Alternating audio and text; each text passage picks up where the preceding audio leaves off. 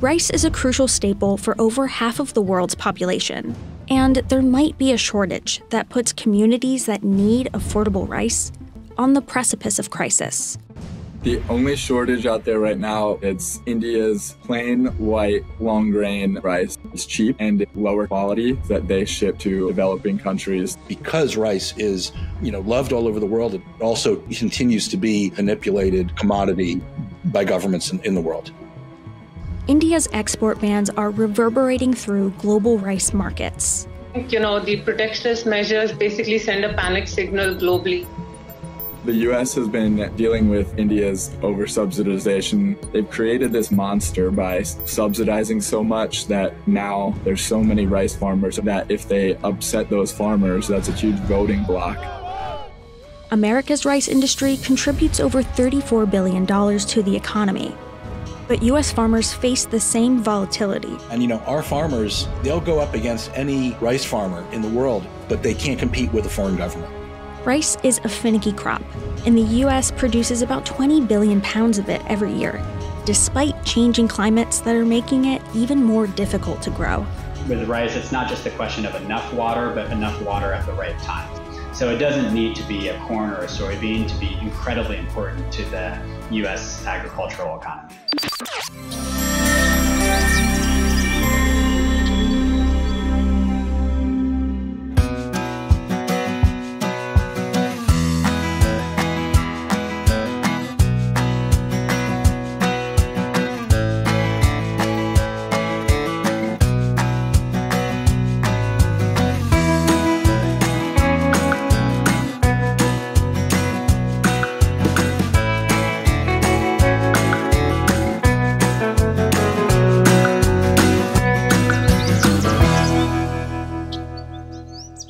So today we are helping out Sister Marcia, getting her garden started.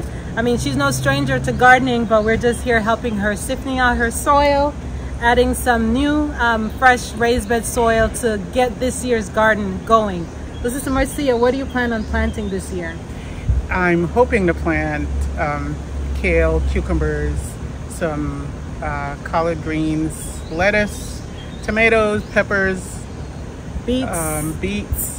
So carrots, anything that has to do with celery. Juicing. Yes. Because she loves to juice. If you're wondering where all those composts came from, they came from her juicer. So gardening is essential because juicing items are pretty expensive. So you save a lot of money when you can get them directly from your garden. All right, so that's an encouragement for you to start gardening, but we're gonna get back to work. Amen. So we're gonna add the raised bed soil. We're gonna also add, it's upside down, but some peat moss, and we're gonna mix in some perlite.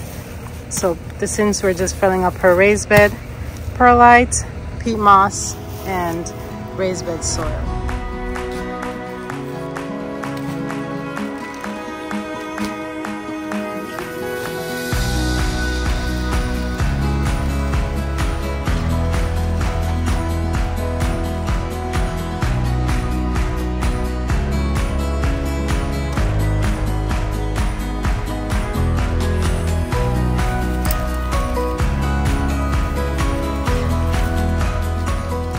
We got all the dirt mixed in. We're in the process of mixing in, and the raised bed is already much higher than it was before in terms of the soil depth. It's a lot deeper. The only thing when you add or you amend your raised bed and you have strawberries, just bear in mind that you cannot bury the crown of the strawberry. So wherever your strawberry plant is up out of the ground, if you want to add more dirt to it, you're going to have to go underneath and put dirt under and raise your crown. If you put dirt on top of your crown, it's going to rot your strawberry plant. So that's just something to keep in mind as you're amending your soil, especially if there are strawberry plants in there. The best way to amend strawberry to add nutrients to it is not to add the dirt on top, but to go under the plant. So of course you don't want to damage the root. Strawberry doesn't send out big roots, but you can just go under, raise it up, and then put the dirt underneath. So your crown still stays above ground, but you still add nutrients to the plant. All right, so go a little bit out, under, and then you put your good dirt underneath. So you're actually raising up the plant, so it's still at, the crown is still at ground So level. it stays above the ground. Yes, so the plant doesn't rot. All right, so we have the garden leveled.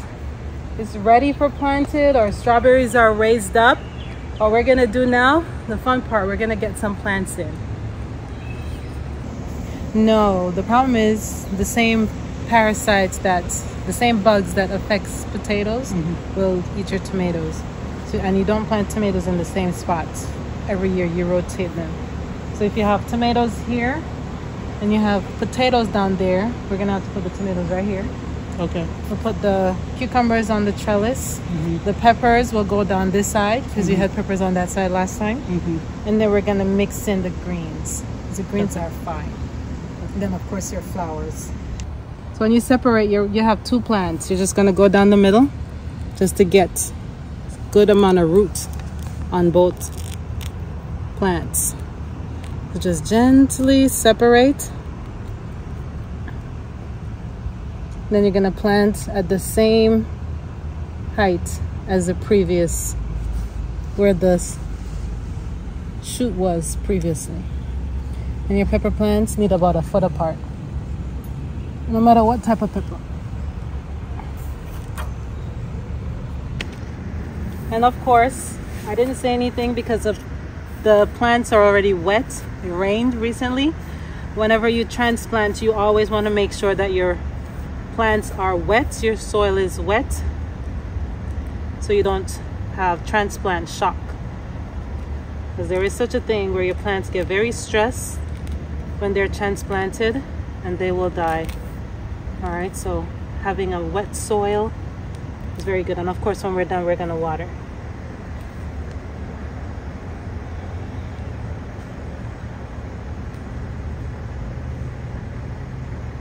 It's good to do it in the evening, not in the Yes. midday sun, scorching heat.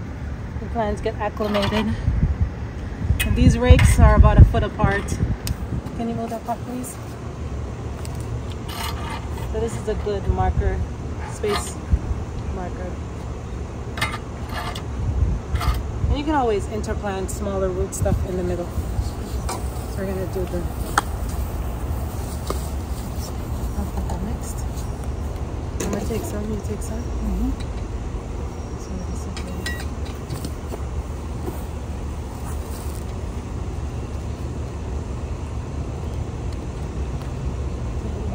Just in line with that one. Okay. Yes. Can I go get one? You can. Like that. In line with the soil. So when you push it back, it's just in line. There we go. One more here? Yes.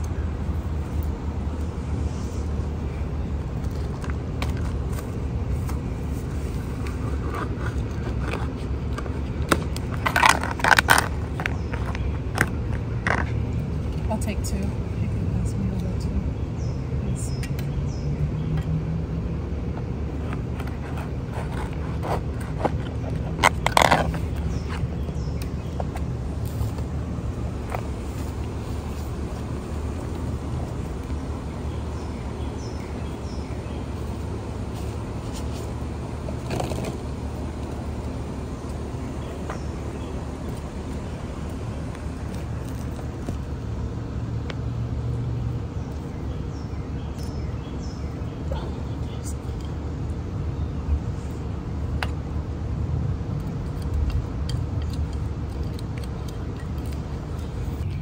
Harvest in about 80 days.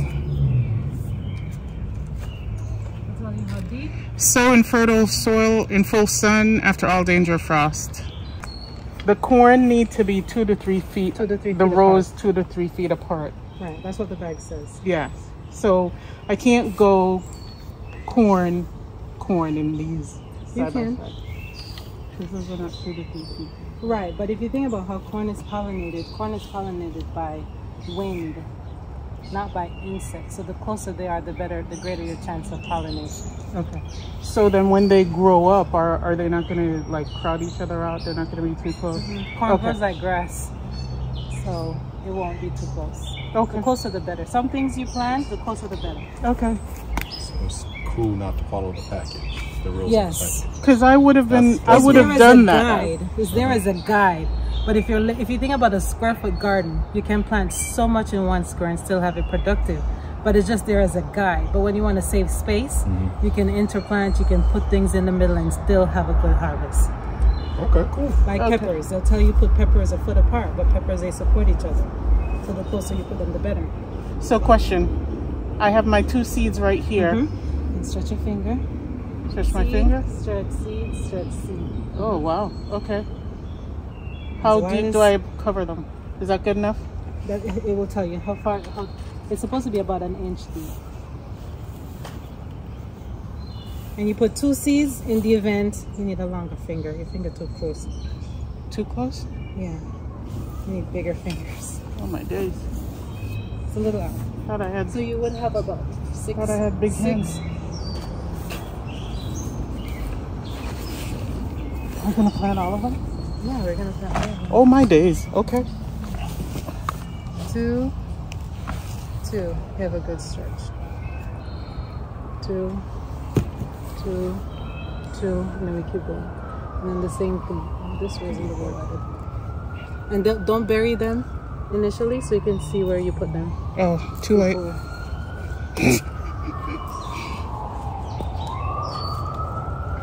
Okay. 2. Maybe about here. Yes. So start 1 there, and then you're gonna put another set of 2 just in the middle. Don't bury it. Oh. Come a little closer to me, and put it in another 2 just in the middle. Right where your middle finger is. Yes.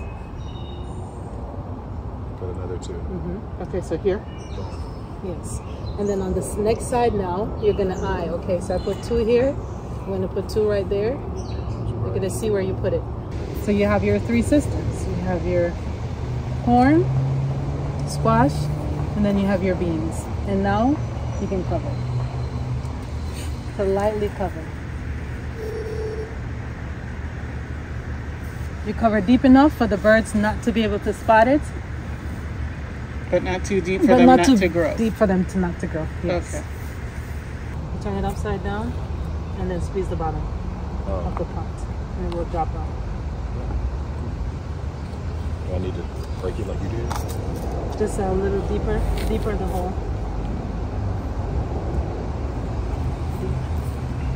Deep enough so you can cover up to the base of the root, the stem. Okay. The base of the stem. And if you have little things that don't require a lot of spacing, like radish, you can plant radish in the middle, carrots in the middle, lettuce, things that don't require a lot of, a lot of room. I'll kill it. Oh, okay. All right. These have been in the pot for a while. You can tell that they already start to fruit. But we're gonna see if they have a fighting chance at survival. Gonna give them a chance. It's always good to plant rosemary next to tomatoes because they deter the bugs that will eat the tomatoes.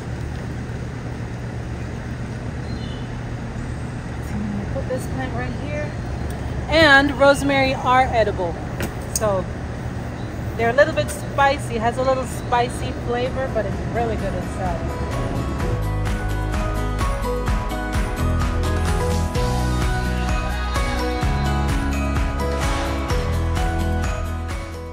The hair on the tomato, those are actually roots. When they come in contact with the soil, they're gonna send out roots so you can plant your tomatoes deep. The only problem with tomato, you cannot let your leaf touch the ground. That's how you attract critters and disease.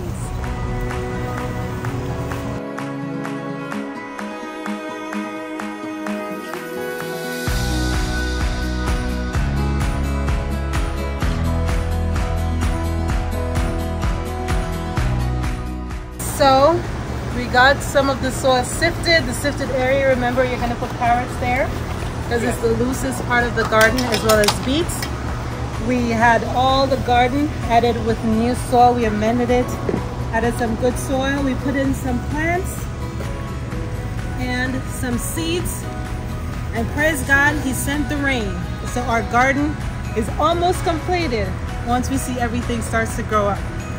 But it was a wonderful time assisting Sister Marcia. And again, thank you for joining us at Seed Time and Harvest. Happy planting. Bye.